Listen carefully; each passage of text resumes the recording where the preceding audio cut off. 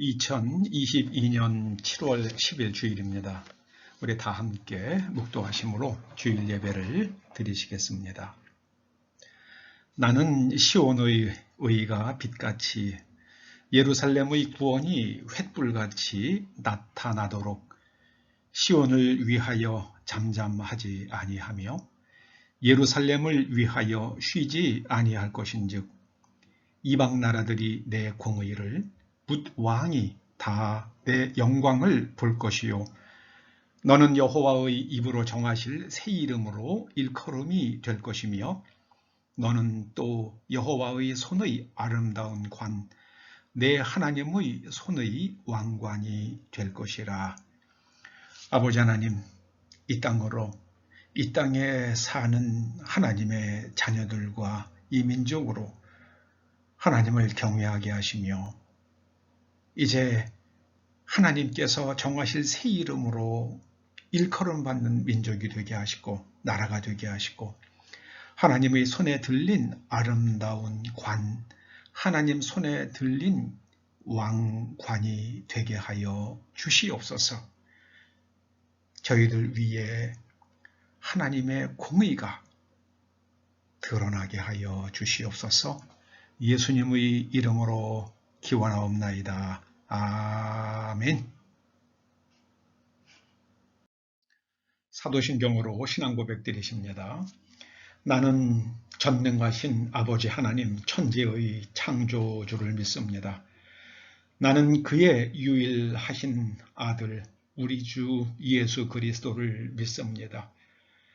그는 성령으로 잉태되어 동정녀 마리아에게서 나시고 본디오 빌라도에게 고난을 받아 십자가에 못 박혀 죽으시고 장사된 지 사흘 만에 죽은 자 가운데서 다시 살아나셨으며 하늘에 오르시어 전능하신 아버지 하나님 우편에 앉아 계시다가 거기로부터 살아있는 자와 죽은 자를 심판하러 오십니다.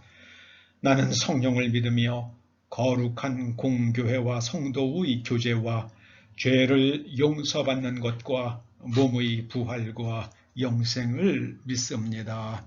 아멘. 아멘. 35장 1절만 찬송하시겠습니다. 35장 1절입니다.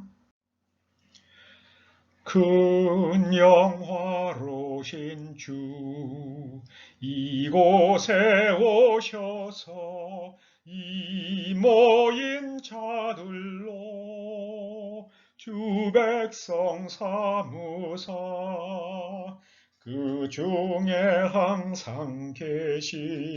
그 중에 항상 계시고 큰 영광 나타내소서.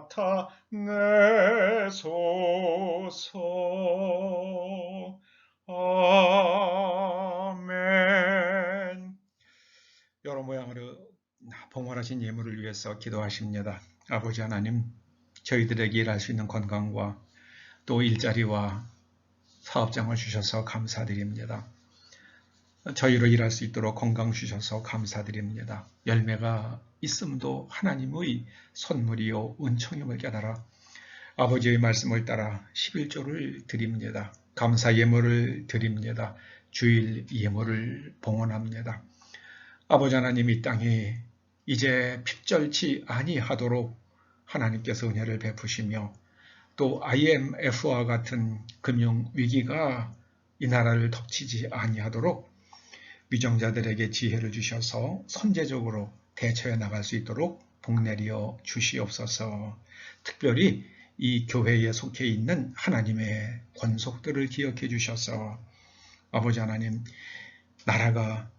나라를 위해서 기도하며 또 하나님의 나라가 이 땅에 임하기를 기도하며 하나님의 복주심과 지켜주심으로 인하여 자녀들과 이 땅에서 안온히 살게 하여 주시옵소서.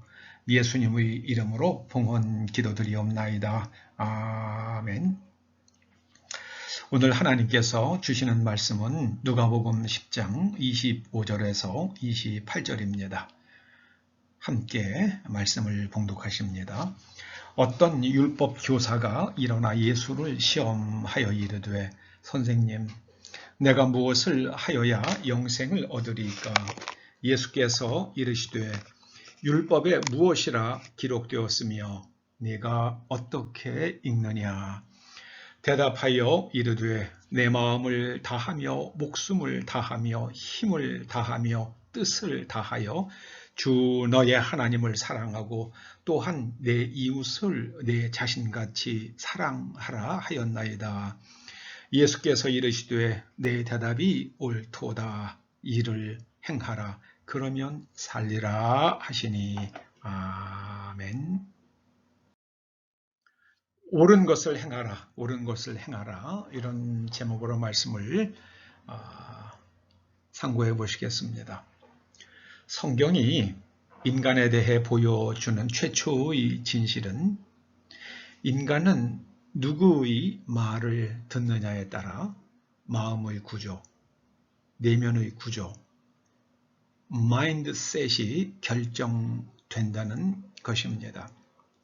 일단 이 마음의 구조 혹은 내면 구조가 만들어지면 이 내면 구조가 그 사람으로 하여금 무엇을 볼 것인지, 무엇을 들을 것인지 선택을 하게 합니다.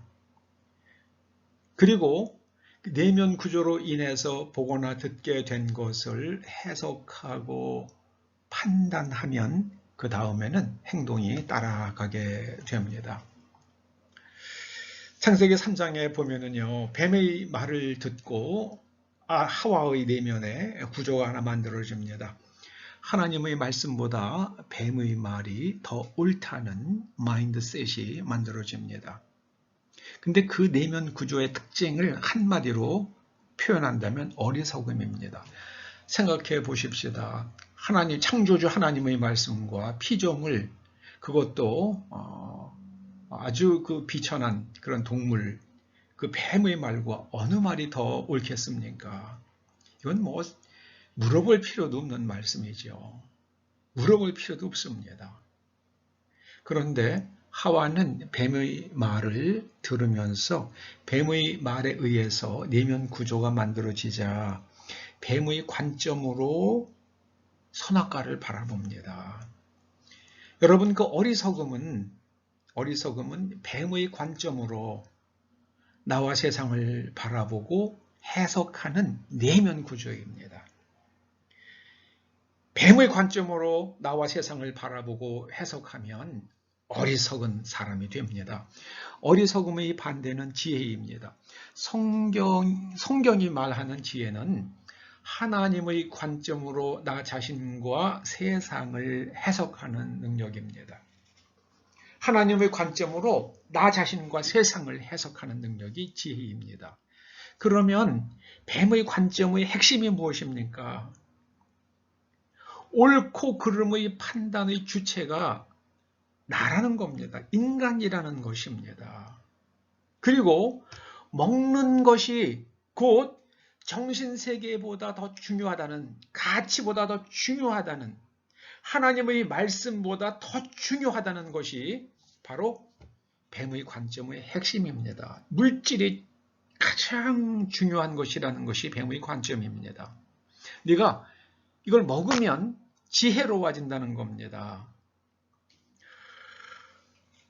저는 최근에 이 인간이 인류가 얼마나 어리석어지고 있는지 참으로 통감한 그런 하나의 사례를 봤습니다. 여러분, 미국의 고등학교 중에서 가장 좋은 고등학교로 치는 학교가 필립 엑시터라는 학교죠. 필립 엑시터 어카데미, 이게 가장 아주 최고의 고등학교로 칩니다. 그런데 그 학교의 미식축구팀 학생들이 버스를 타고 이동 중에 그 중에 한 남학생 하나가, 1학년 학생 하나가 인간의 성은 남자와 여자뿐이라고 말했다는 겁니다. 근데 그 말이 다른 학생을 통해서 학교 교사들에게 전달이 됐고요. 학교에서는 인간의 성은 남자와 여자뿐이라는 위험한 주장을 했다는 것으로 이 학생에게 한 경기 출장 정지 처분을 내렸습니다. 그러자 이 학생이 부당하다고 학교의 결정을 취소하라는 소송을 제기했다고 합니다. 여러분, 성을 결정하는 게 뭡니까? 내가 아니에요. 내가 성을 결정하지 않습니다. 성을 결정하는 것은 그 사람이 태어날 때 이미 결정되는 성염색체입니다. 인간의 의지가 성을 결정하지 못합니다. 성염색체에 의해서 성호르몬이 나오고 그리고 성징이 나타나게 되는 겁니다. 여기에 의학적 지식과 기술을 이용을 해서 겉으로 드러나는 성징을 일부 변경시킬 수는 있어요. 여성 호르몬을 과다하게 투입을 하면 뭐 가슴이 나온다거나 뭐 그럴 수 있겠죠. 그러나 성염색체는 바뀌지 않습니다. 수술을 해서 외관은 바꿀 수 있지만 성염색체는 바꾸지 못합니다. 그 사람이 남성이냐 여성이냐를 결정하는 것은 외관이 아니라 성염색체입니다. 취향이 아니라 성염색체입니다. 자기의 결정이 아니라 성염색체입니다. 하나님의 관점의 핵심은 무엇입니까? 하나님의 관점의 핵심, 선악의 잣대, 그것은 하나님의 말씀이며 인간은 정신중심, 곧 하나님 말씀을 통해서 전달되는 가치 중심으로 사는 존재라는 겁니다. 그래서 하나님의 말씀의 가치에 근거해서 해석하고 행동하는 것이 바로 사람다움이라는 겁니다. 사람다움. 참 우리가 마땅히 되어야 할 사람이 되어야 한다. 그런 말을 한 사람은 니체라는 사람이더라고요. 니체가 그런 말을 했더라고요. We have to become what we are. We have to become what we are. 우리가 태어날 때 어떤 사람으로 태어났는가.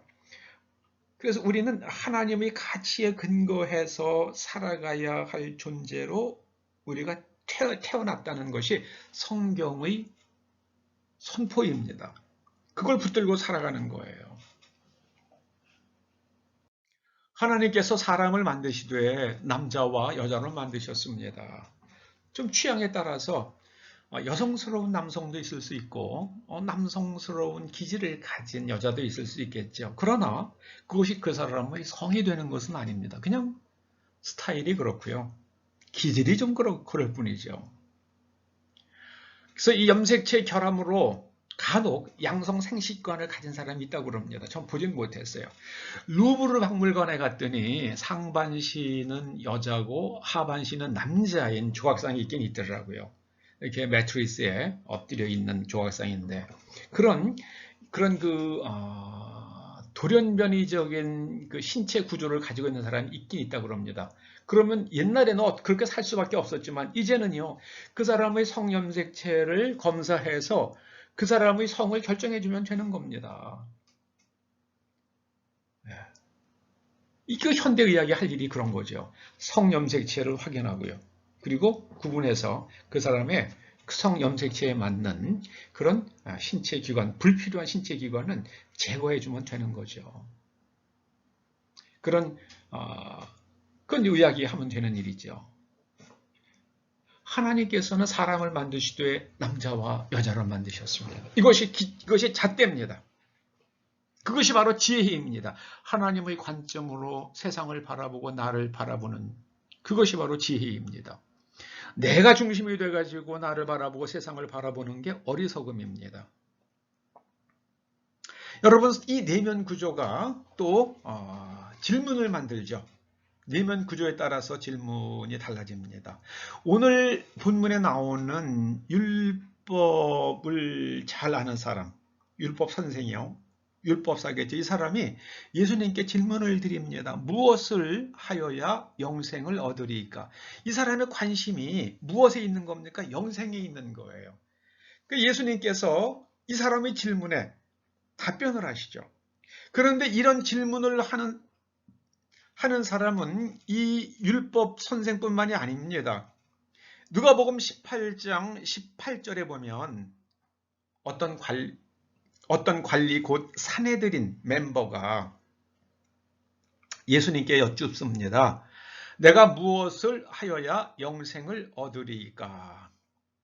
곧 이 율법 선생이나 이 사내들인 멤버나 이 사람들이 다 영생이라는 것이 영생이라는 개념을 그 당시에 통용되는 개념이 있었고, 영생이라는 개념이 있었고, 예수님께서도 이 영생이라는 질문을 받고 무엇을 하여야 영생을 얻으리까 하는 질문을 받으시고 거기에 답변을 하신 것을 보면 예수님 당시의 사람들에게는 공통된 영생이라는 말이 가지는 공통된 컨셉이 있었던 거죠. 개념이 있었던 겁니다. 그런데 이 영생으로 번역된 헬라어 조의 아이오니오스는, 조에는 삶을 뜻하고요. 아이오니오스는 에온이라는 명사의 형용사인데요. 이 에온은 시대를 뜻합니다. 그러니까 이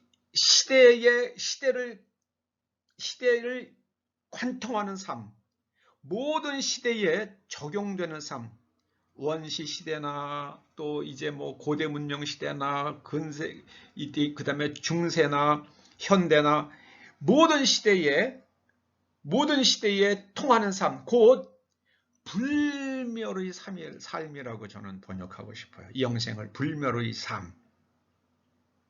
그러니까 그 불멸의 가치를 가지고 있는 삶, 곧 하나님께서 사람에게 기대하시는 삶, 그것이 바로 조의 아이오니스입니다. 조의 아이오니스. 그런데 예수님, 이 율법 교사는 이 예수님께서 어떤 답변을 하시는지, 그리고 그 답변을 가지고 한번 태클을 걸어보려고, 그러니까 시험을 해보려고 예수님께 이런 질문을 던진 겁니다. 여러분, 하나님께서 구약 성경 전체를 통해서 하나님께서 굉장히 강조하시는 두 단어가 있죠. 체다카와 미시파트. 체다카는 종종 공의로 번역이 되고요. 미시파트는 정의로 번역이 되는데요. 체다카는 하나님의 말씀의 가치관으로 구조화된 내면 세계, 내면 구조, 가치관으로 만들어 형성된 마인드 세트. 이게 바로 체다카입니다. 그리고 미시파트는 사법적 정의예요. 하나님의 말씀을 가지고 이것이 누구의 권리가 정당한가, 정당한 권리가 누구의 것인가, 그것을 갖다가 판단하는 것이 미시파트입니다.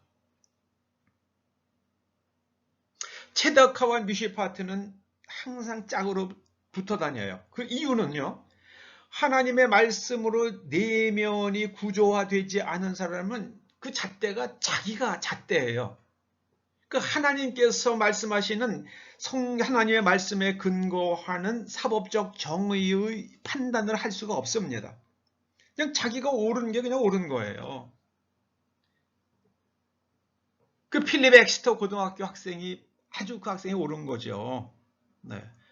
이 성은 남성과 여성밖에 없다. 나머지는 돌연변인 거예요. 그러면 그런 사람들에서 어떻게 되겠습니까? 유럽에서는 그런 이상한 사람들, 동성애자 이런 사람들은 죽였어요. 히틀러가 얼마나 많은 동성애자들을 죽였습니까? 그런데 우리나라에서는 그런 사람들을 죽이질 않았습니다. 그냥 조용히 있어. 조용히. 그래서 우리나라에서는 무슨 성소수자들의 권리가 짓밟혀 본 적이 없어요. 그들의 생존 권리를 사람들이 박탈하지 않았다고요. 그냥 한쪽으로 조용히 그냥 떠들지 마. 그렇다고 그래가지고 그 사람들을 죽인 것도 아니고요. 길에다가 끌어내놓고 망신을 준 것도 아니고요. 사람들을 돌로 친 것도 아닙니다. 유럽 사람들은 그렇게 했습니다. 우리나라에서는 그렇게 안 했어요. 그 사람의 정당한 생존 권리를 인정해 준 거죠. 한국에서는요. 이게 미슈파트가 있었던 겁니다. 그런데 우리 조상들은 이 하나님의 말씀으로 형성된 내면 구조를 가지지는 못했죠. 그러니까 우리나라에서도 보면은 뭐 이혈령, 비혈령 그러잖아요. 그냥 뭐 자기가 주장하는 대로 그냥 그래서 좀 객관성이 부족한 면이 우리에게 생긴 것도 사실입니다. 오늘 말씀의 제목이 옳은 것을 행하랍니다. 그 옳은 것을 무엇이 옳은 것인지를 판단하려면 그 판단의 기준이 있어야 됩니다. 그것을 내면 구조라고 제가 자꾸만 그 용어를 씁니다. 그런데 그 달리는 또 마인드셋이라는 그런 단어를 쓰는 사람도 있더라고요. 그 미국의 그 존 나이스비트라는 아주 굉장히 대단한 사회 통찰력을 가진 분이 있죠. 이분이 2006년에 마인드셋이라는 책을 썼는데 뭐 대단한 성공을 했죠. 근데 그 책을 읽어보면 재밌는 얘기가 나오더라고요. 우리가 얼마나 사람들의 말에 의해서 세뇌되는지를 가르쳐주는 재밌는 얘기가 있더라고요. 예를 들어서 요즘에 가장 그 지구온난화 그 얘기를 하잖아요. 그래서 지구온난화 때문에 뭐 탄소 중립이니 뭐 탄산가스가 만들어지지 않게 해야 된다. 그래서 전기 자동차 써야 된다. 막 그러는데요. 1940년의 전후에서 인류가 미국인들이 가지고 있었던 가장 큰 두려움은 빙하기의 도래였다고 그럽니다. 그때는 자꾸만 추운 거예요. 너무 추워지는 거예요. 그러다가 1970년대에도 여전히 그랬습니다.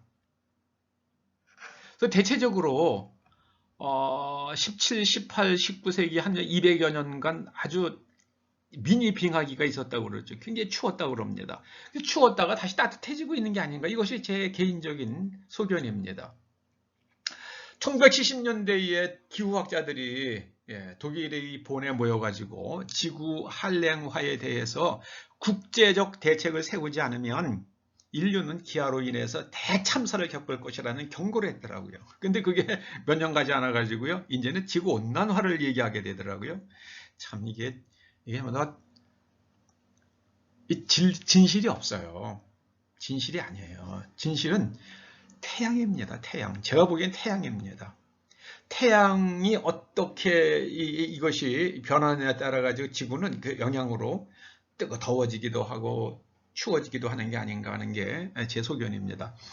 미국의 대통령 빌 클린턴은 2006년 1월 28일에 다보스 포럼에서 이런 말을 했다고 합니다. 우리는 또 다른 빙하기의 도래를 방지하기 위해 청정 에너지를 개발하는데 범세계적 노력을 기울여야 한다. 이게 무슨 말입니까? 빙하기가 도래하지 않도록 하기 위해서 청정 에너지를 개발해야 된대요. 온 인류가 다 함께 힘을 모아가지고요. 그 미세먼지 때문에 미세먼지가 많아지면 이게 공중에 먼지가 많아지면은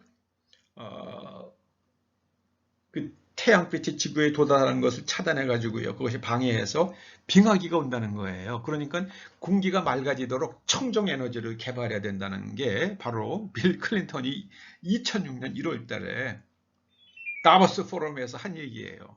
그런데 같은 해 2006년 2월 4일에 미국 광물관리국 에너지보고서는 이런 말을 하고 있습니다. 지구 온난화가 극지방에 영향을 미치고 있다. 그 증거는 물에 빠져 죽는 북극 곰의 숫자가 늘어나고 있는 것이다. 대통령은 빙하기가 도래하는 것을 막아야 된다고 그러고요. 그 다음에 미국 광물관리국 에너지 보고서는 지구 온난화로 인해서 극지방이 영향을 받으면서 북극곰들이 자꾸만 물에 빠져 죽는다. 이게 어느 말이 맞는 겁니까? 둘 다 틀렸어요. 제가 보기에는요. 맞는 말은요. 태양입니다. 태양이 어떻게 작동하냐에 따라 가지고 그것이 지구가 더워지느냐 차가워지느냐를 결정하는 것입니다. 왜냐하면 지구 과거에 지구가 가지고 있었던 그 기후의 흔적을 보면 그렇게 판단할 수밖에 없는 겁니다. 지금 탄소 때문에 그런 게 아니고요. 탄소 때문에 뭐 그런 게 아니고 다른 이유로 인해서 지구가 따뜻해지고 있습니다. 여러분, 진실을 안다는 것은 옳은 것이 무엇인가를 아는 것은 그렇게 간단치 않더라고요. 또 하나 예를 들어보겠습니다. 2005년 10월 달에 그 노벨 생리의학상을 받은 사람은 호주의 로빈 워렌과 메리 마셜이라는 의사들입니다. 근데 이 사람들이 위궤양을 일으키는 헬리코박터 파이롤리균을 발견한 공로로 노벨 의학상을 수상했다고 합니다. 우리나라에서도 이 로빈 워렌 박사는 가끔 TV에 나와서 광고에도 나오기도 하고 그랬죠. 그런데 로빈 워렌 박사가 이제 헬리코박터 파이롤리균을 처음 발견을 했고요. 그리고 근데 그 의사인 또 베리 마셜은 이거 학회에 가서 이거를 발표한 겁니다. 그랬더니 아무도 안 믿어요. 그리고 이 마셜이 항생제를 사용을 해서 위궤양 환자를 치료하는데 성공했다고 발표를 했더니요. 그가 그 발표를 했던 학회에서는 말도 안 되는 이상한 주장하지 말라고 학회에서 그 사람을 마셜 박사를 추방했습니다. 그러니까 마셜이 바로 이 병균이 위궤양을 일으키는 거야. 그래가지고 열받아가지고요. 그 마셜 박사가 그 헬리코박터 파이롤리균을 마셨대요.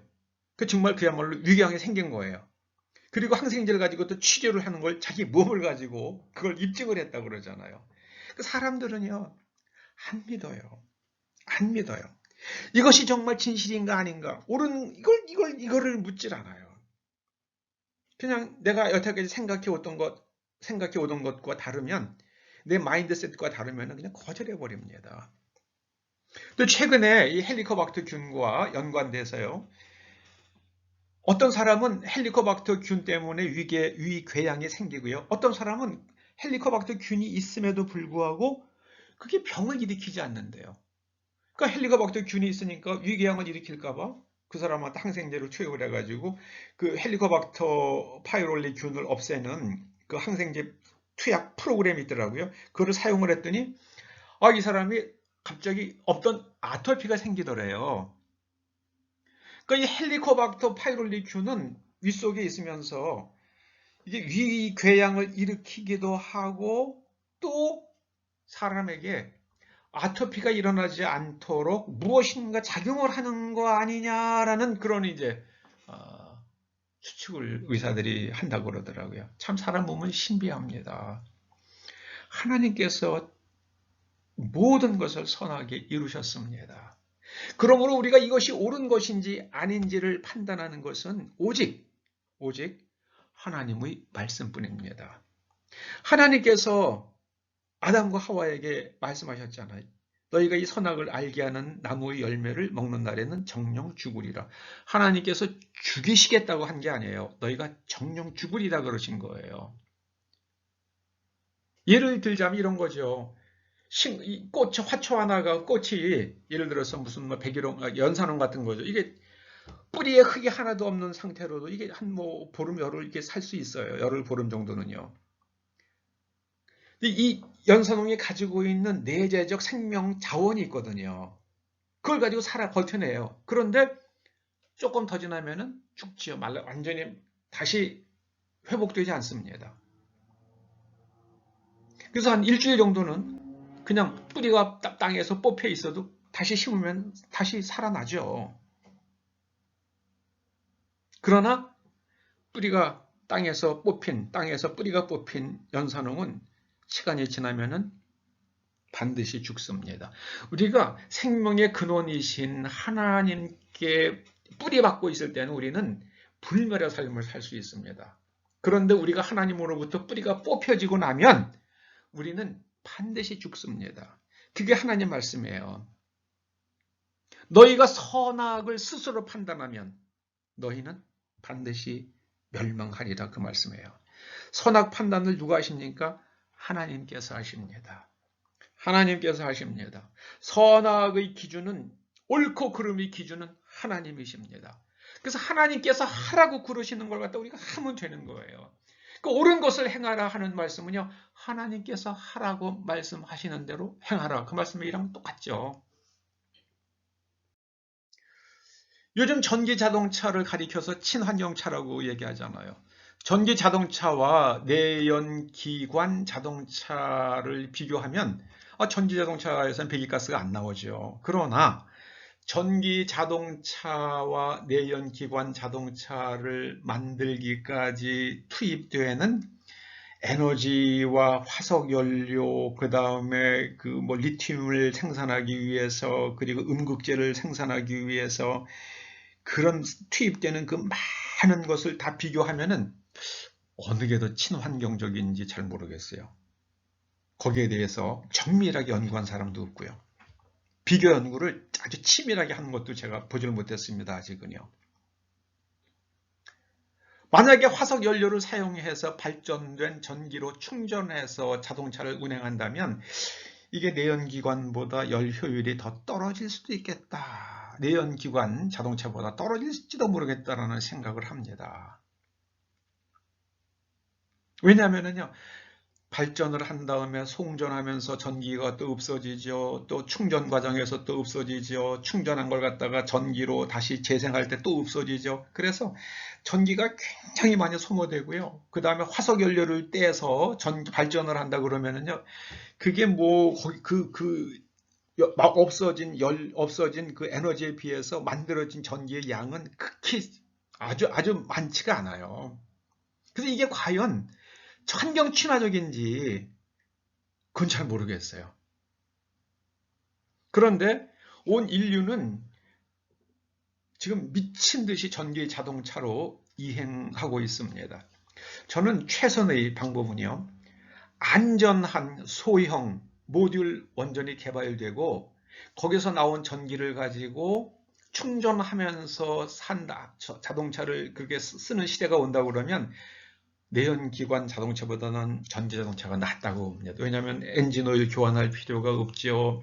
그다음에 또 내연기관이기 때문에 그 복잡한 시스템이 없으니까요. 고장이 잘 안 나죠. 그리고 배터리 문제만 생기지 않는 그런 또 화재 문제만 완전히 불식시킬 수 있는 그런 배터리가 나온다 그러면은요, 전기 자동차가 좋죠. 이 내연기관 차는 한 20만 킬로 정도 타면은 맥시멈인데 전기 자동차는 50만 타도 쌩쌩하다고 그럽니다. 거기다가 이번에 우리나라에서 아주 혁신적인 전기 모터를 또 개발했다고 그러잖아요. 이 대한민국 요새 왜 그런지 모르겠어요. 대단합니다. 효율이 굉장히 높은 전기 모터를 개발을 했습니다. 그래서 앞으로 전기 자동차가 내연기관 차보다 고장이 안 나니까는요. 그 점에서 좋은 거죠. 여러분, 옳고 그른 것, 진실을 알기 위해서는 하나님의 말씀으로 우리의 내면 구조를 바꿔야만 합니다. 하나님의 말씀으로 내면 구조를 전환하는 것을 가리켜서 성경은 회개라고 부릅니다. 회개는 repent, 다시 펜트 꼭대기로 올라가는 거예요. 가장 높은 꼭대기, 하나님의 관점을 갖는 것이 리펜트입니다. 최근에 일본의 수상을 지낸 그 아베 씨가 이제 죽었잖아요. 암살을 당했는데, 저는 그 아베 씨가 가지고 있는 빛과 그림자가 있죠.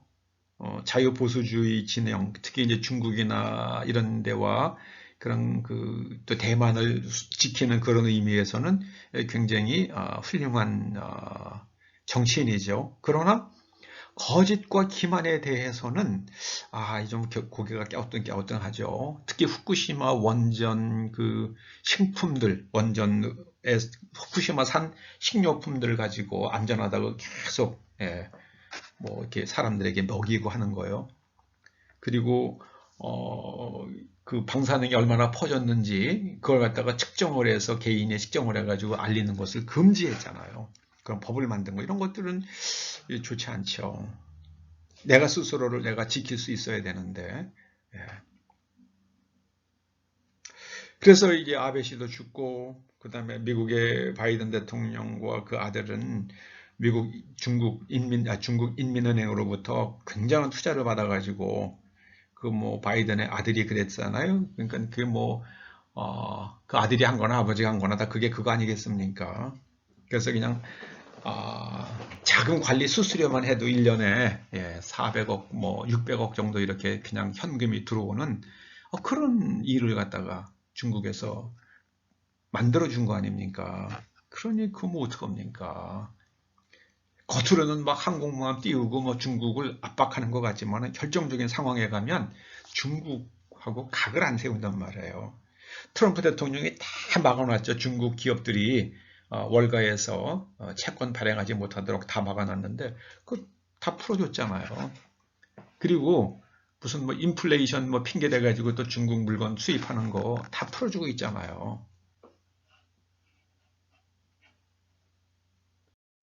여러분, 우리는 언제든지 하나님의 관점으로, 하나님의 말씀의 관점으로 판단하고 해석하고 판단하고 행동해야만 합니다. 그러면 우리는 불멸의 삶을 살게 됩니다. 오늘 예수님께서 율법사에게 말씀하시는 것은요, 불멸의 삶의 방법, 서로 사랑하는 겁니다. 여기서 사랑하다로 번역된 그 헬라 아가페는요, 내가 부여한 의미 속에서 대상을 사랑하는 걸 말합니다. 사랑스러워서 사랑하는 것은 필레오예요. 필레오. 여러분, 그 아가파오 할 수 있는 하나님을 사랑하되 정말 전심을 다해서 하나님을 사랑하고요. 내 이웃을 나처럼 공감하며 아끼며 그렇게 살면 우리는 불멸의 삶을 살게 될 것입니다. 기도하시죠. 아버지 하나님, 저희로 하나님의 말씀으로 재구조화된 내면 세계를 가짐으로 이 땅에서 서로 사랑하며 하나님을 경외하며 불멸의 삶을 살아갈 수 있도록 항상 옳은 것을 분별하고 선택하는 하나님의 자녀들 되게 하여 주시옵소서. 예수님의 이름으로 기도드립니다. 아멘. 458장 1절 찬송하십니다. 너희 마음에 슬픔이 가득할 때 주가 위로해 주시리라. 아침 해같이 빛나는 마음으로 너 십자가 지고 가라. 참 기쁜 마음으로 십자가 지고 가라. 내가 기쁘게 십자가 지고 가면 슬픈 마음이 위로받네. 축도로 마칩니다. 이제는 우리 주 예수 그리스도의 은혜와 우리 아버지 하나님의 그 크신 사랑과 성령님의 감화, 감동 인도하시며 교통하심이 하나님의 말씀으로 내면이 재구조화되어서 항상 하나님 보시기에 옳은 것을 선택하고 행하며 살아가기를 소원하고 돌아가는 초대 성도들과 그 가정과 자녀들과 이 교회와 이 민족과 우리의 동맹국 미국 국민들 위에 이제로부터 영원토록 함께 하시옵기를 간절히 축원하옵나이다. 아멘.